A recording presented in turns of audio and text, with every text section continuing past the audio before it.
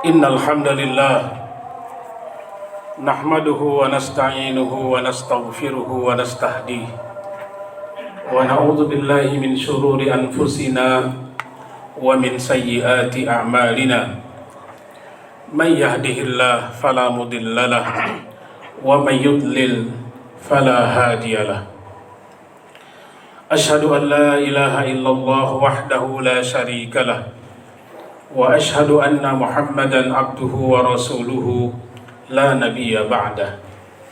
Allahumma fasalli wa sallim wa barik ala hadzal nabiyyil karim imamil muttaqin wa qaidil ghurril muhajjalin habibina wa qudwatina wa imamina wa maulana Muhammadin wa ala alihi wa sahbihi wa man da'a bi da'watihi wastanna bi sunnatihi wa jahada jihadahu ila yaumiddin. Amma ba'du fa ya ibadallah, usikum wa nafsi bi taqwallahi wa ta'atihi faqad fazal muttaqun. Yaqulu Allah subhanahu wa ta'ala fi kitabihil karim wa huwa asdaqul qailin. A'udzu billahi minasy syaithanir rajim. Ya ayyuhalladzina amanu taqullaha haqqa tuqatih wa la tamutunna illa wa antum muslimun. Ma'asyiral muslimin, jamaah Jumat yang mudah-mudahan kita semua dirahmati oleh Allah Subhanahu wa taala. Kita panjatkan puji dan syukur kepada Allah Subhanahu wa taala yang tidak pernah henti-hentinya memberikan kita nikmat dan karunia.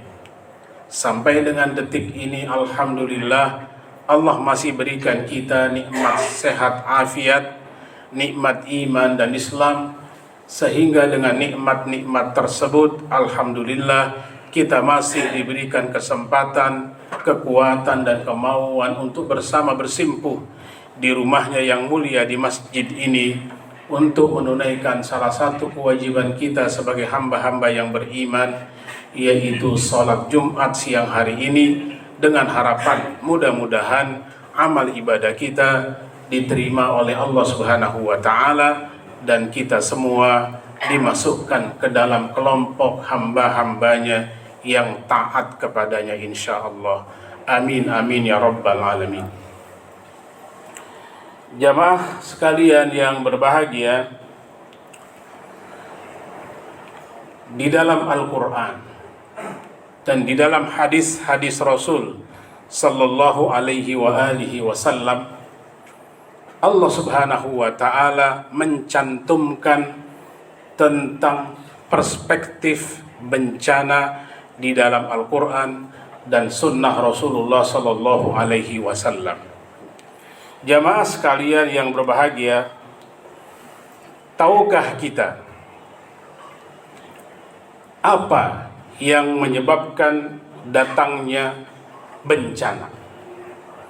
Pernahkah kita merenungkan apa penyebab datangnya sebuah bencana yang Allah timpakan kepada satu masyarakat atau kepada sebuah negeri? Adakah kita meyakini bahwa bencana yang hadir dikarenakan ulah tangan kita sendiri, yakni disebabkan oleh banyaknya dosa yang kita lakukan? Ataukah kita mengikuti prasangka buruk kepada Allah Subhanahu wa ta'ala bahwa Allah menzalimi hamba-hambanya dengan bencana yang diturunkan kepada mereka, dan itu adalah sebuah kemustahilan? Mari kita renungkan firman Allah Subhanahu wa ta'ala.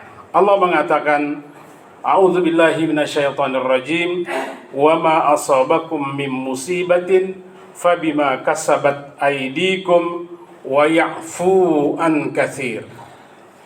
Dan apa saja yang menimpa kalian, kata Allah, maka itu adalah disebabkan oleh perbuatan tangan kalian sendiri, dan Allah memaafkan sebahagian besar dari dosa-dosa yang pernah kalian lakukan. Masih banyak di antara kita yang belum menyadari bahwa ada korelasi antara perbuatan-perbuatan maksiat, antara perbuatan-perbuatan dosa yang kita lakukan dengan turunnya sebuah bencana. Padahal Allah Subhanahu wa taala dan Rasulnya sallallahu alaihi wasallam telah menjelaskan hal ini di dalam banyak ayat Quran dan di dalam banyak hadis Nabi kita Muhammad sallallahu alaihi wasallam. Jamaah sekalian, di antara dosa dan maksiat yang akan mendatangkan bencana atau musibah yang Allah sebutkan di dalam Al-Quran, misalnya dosa mengingkari nikmat-nikmat Allah Subhanahu wa ta'ala. Dosa mengingkari nikmat Allah Subhanahu wa ta'ala, padahal nikmat Allah itu tidak pernah putus. Allah berikan kepada semua hamba-hambanya. Allah Subhanahu wa ta'ala mengatakan, ya'rifuna ni'matallahi summa yunkirunaha wa aksaruhumul kafirun. Mereka mengetahui nikmat-nikmat Allah, akan tetapi kemudian mereka mengingkarinya, dan kebanyakan mereka adalah orang-orang yang ingkar terhadap nikmat-nikmat tersebut. Allah juga mengatakan, wa ma bikum min ni'matin faminallah, wa ma bikum min ni'matin faminallah. Dan seluruh nikmat yang ada pada diri kalian bersumber dan berasal dari Allah Subhanahu wa ta'ala. Coba sebutkan, adakah nikmat yang kita miliki, yang kita rasakan, yang bukan bersumber dari Allah Subhanahu wa ta'ala? Mata kita mampu melihat, kuping kita mampu mendengar, lisan kita mampu berbicara, akal kita mampu berpikir. Siapa yang memberikan nikmat-nikmat tersebut kepada kita? Bagaimana kalau sekiranya nikmat tersebut dicabut oleh Allah Subhanahu wa ta'ala? Jadi jangan kita ingkari. Manusia kadang-kadang memahami nikmat secara sempit, mempersempit nikmat dari Allah Subhanahu wa ta'ala. Nikmat itu ukurannya adalah tebal dan tipisnya dompet, duit. Banyak dan tidaknya tabungan di rekening kita. Padahal itu hanya sebagian kecil dari sebuah kenikmatan. Bahkan nikmat sehat itu lebih berharga ketimbang nikmat harta sebanyak apapun yang dimiliki oleh seseorang. Kalau manusia mengalami sakit, dia rela berkorban, mengorbankan bahkan seluruh hartanya untuk sehat.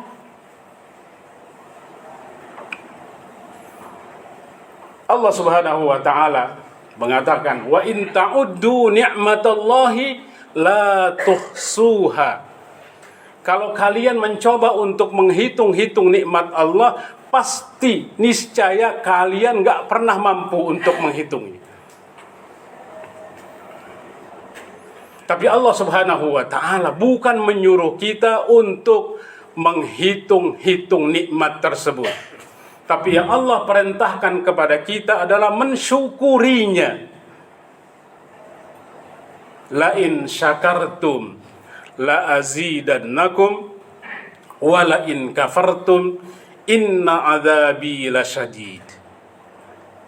Jika kalian bersyukur kepada Allah atas nikmat-nikmat yang Allah berikan, la azidannakum, Allah berjanji untuk menambahkan nikmat-nikmat yang lain. Wala in kafartum, tapi jika kalian ingkar dengan nikmat-nikmat tersebut, Allah ingatkan, inna adzabi lasyadid, sesungguhnya azabku itu sangat pedih. Jadi bencana, musibah bisa berpotensi datang kepada sebuah masyarakat ketika mereka mengingkari nikmat-nikmat Allah Subhanahu wa taala. Allah berikan nikmat kepada mereka, tapi dengan nikmat tersebut mereka bahkan bermaksiat menggunakan nikmat Allah tersebut. Diberikan harta, tapi hartanya dibelanjakan untuk bermaksiat kepada Allah. Diberi nikmat kesehatan, kesehatan tersebut digunakan untuk bermaksiat kepada Allah Subhanahu wa taala. Syukur itu, kata Al-Imam Junaid Al-Baghdadi, syukur adalah Anda tidak menggunakan nikmat-nikmat Allah untuk bermaksiat kepada Allah Subhanahu wa taala. Rasa syukur seorang hamba adalah sebaliknya, yaitu menggunakan nikmat-nikmat Allah itu untuk beribadah kepadanya, untuk mentaatinya, bukan mengingkarinya, untuk taat kepadanya, bukan untuk bermaksiat kepadanya. Jadi potensi musibah, potensi datangnya bencana karena kita kurang syukur kepada Allah Subhanahu wa taala. Kemudian perbuatan zalim di antara manusia yang terjadi itu pun bisa mendatangkan musibah dan bencana bagi mereka. Allah Subhanahu wa taala mengatakan, "Wa ma kunna muhlikil qura illa wa ahluha zalimun." Tidak pernah kami, kata Allah, membinasakan sebuah kota, sebuah desa kecuali karena kezaliman penduduk negeri tersebut. Berbuat zalim, berbuat aniaya. Bisa zalim dalam bentuk harta, misalnya merampas hak orang lain, hartanya misalnya, atau juga bisa yang bentuknya bukan harta, misalnya kehormatan, menyebarkan fitnah, berita bohong kepada seseorang. Itu kan mencederai kehormatannya. Dan ketika kita melakukan hal tersebut, berarti kita menzalimi orang yang kita cederai kehormatannya tersebut. Ini adalah sebuah kezaliman, dan kezaliman itu ketika terjadi di sebuah masyarakat, maka dia berpotensi untuk mendatangkan bencana dan musibah kepada mereka. Na'udzubillahi min dzalik. Kemudian ada sebuah hadis Nabi, hadis yang cukup panjang. Rasulullah sallallahu alaihi wasallam pernah bersabda. Hadis ini riwayat Imam Ibnu Majah, kemudian Imam Hakim di dalam hadis sahihnya. Apa kata beliau? Wahai sekalian orang-orang yang berhijrah, wahai sekalian orang-orang muhajirin, ada 5 hal yang jika kalian terjatuh ke dalamnya, dan aku berlindung kepada Allah agar kalian tidak mengalaminya, maka perhatikanlah ini. Yang pertama adalah, kata Nabi, tidaklah nampak perzinahan di satu masyarakat sehingga dilakukannya secara terang-terangan kecuali akan tersebar di tengah-tengah mereka wabah atau ta'un dan penyakit-penyakit yang tidak pernah menjangkiti generasi sebelumnya. Jadi ketika perbuatan zina dilakukan secara masif, secara terang-terangan, maka ini kata Nabi berpotensi mendatangkan bencana, yaitu berupa tersebarnya ta'un, wabah penyakit menular. Apalagi di era medsos seperti sekarang ini, orang nggak malu-malu lagi mempertontonkan aktivitas perzinahan, percabulan, mesum dan sebagainya. Rasul peringatkan, hati-hati dengan perbuatan-perbuatan tercela seperti ini, karena ini akan menurunkan bencana dari sisi Allah Subhanahu wa taala. Na'udzubillahi min dzalik. Kemudian yang kedua kata Nabi, tidaklah mereka mengurangi takaran dan timbangan, kecuali akan ditimpakan kepada mereka paceklik, susahnya penghidupan, dan kezaliman para penguasa atas mereka. Mengurangi timbangan, mengurangi takaran, ini adalah penyakit umat masa lalu, yaitu curang dalam ekonomi. Nah sekarang ini bukan hanya melakukan kecurangan dalam timbangan, takaran, meteran dan sebagainya, bahkan di era modern ini kezaliman terhadap aktivitas ekonomi luar biasa canggihnya.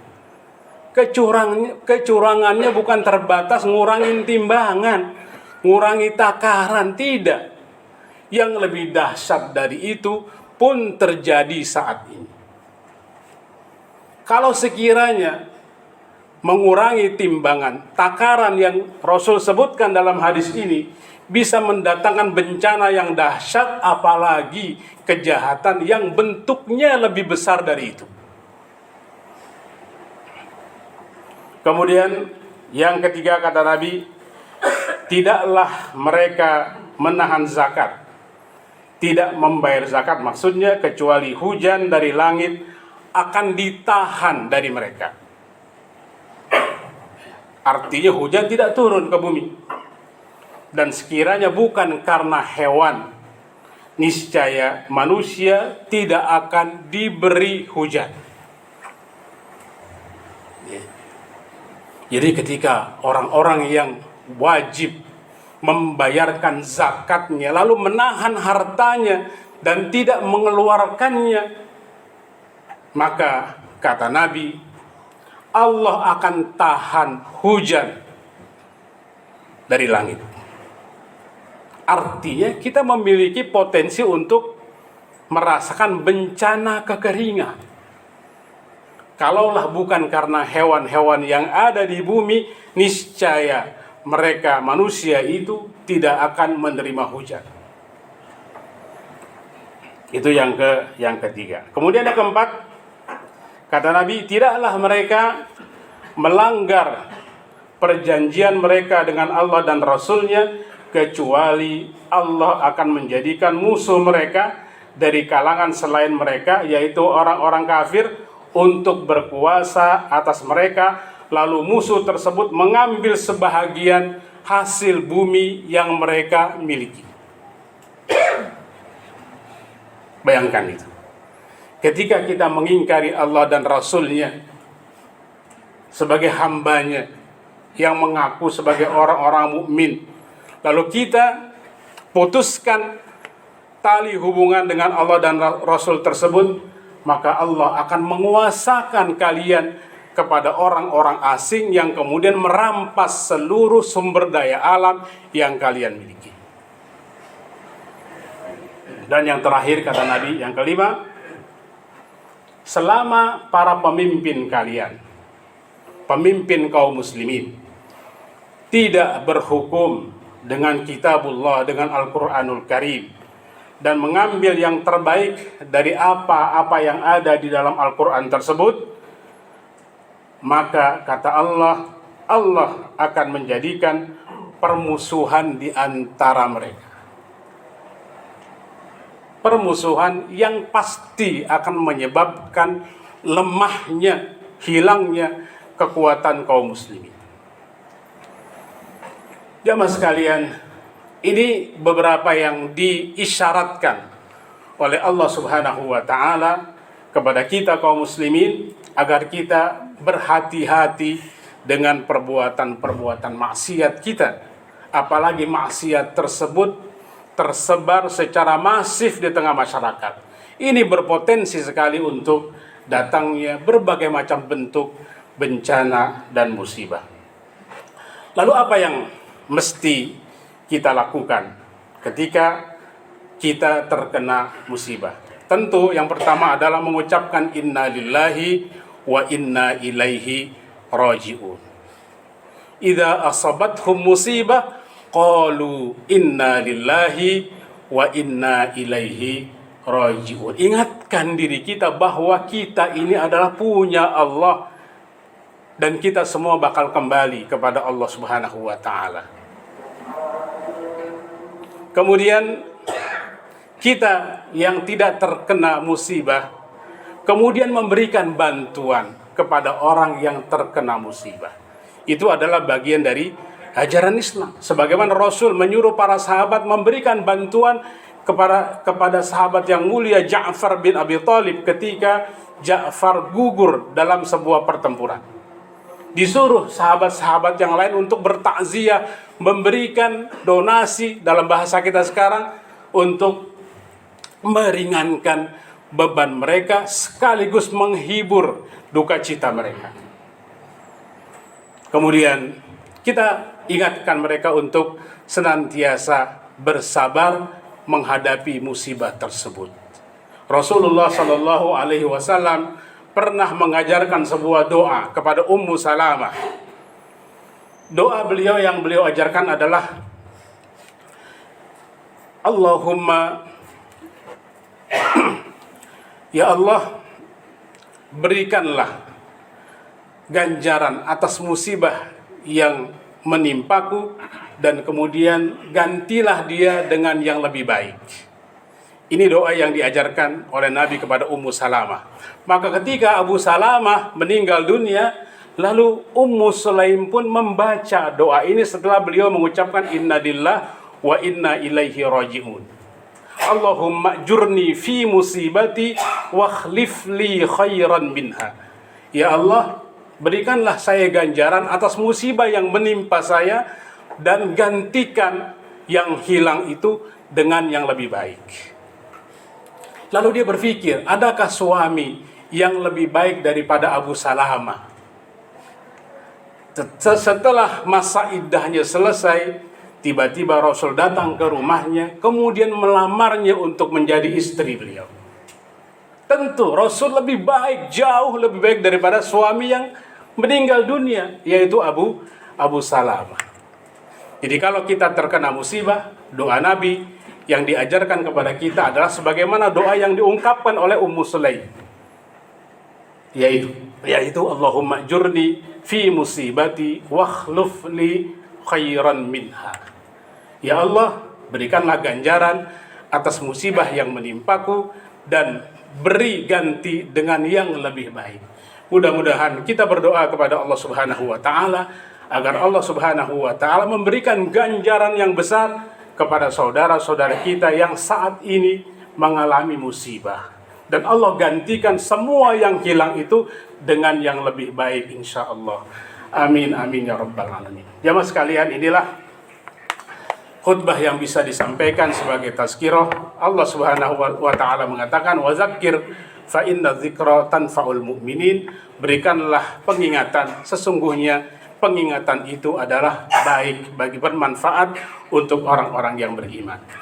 A'udzubillahi minasyaitonirrajim. Wal asri innal insana lafi khusrin illa alladziina amanu wa 'amilus shalihat wa tawassaw bil haqqi wa tawassaw bis sabr. Barakallahu li wa lakum fil Qur'anil Karim wa nafa'ni wa iyyakum bima fihi minal ayati wa dzikril hakim wa taqabbala minni wa minkum tilawatahu innahu huwas samiul alim. Aqulu qawli hadza wa astaghfirullahal azim li wa lakum wa li jami'il muslimina wal muslimat fastaghfiruh innahu huwal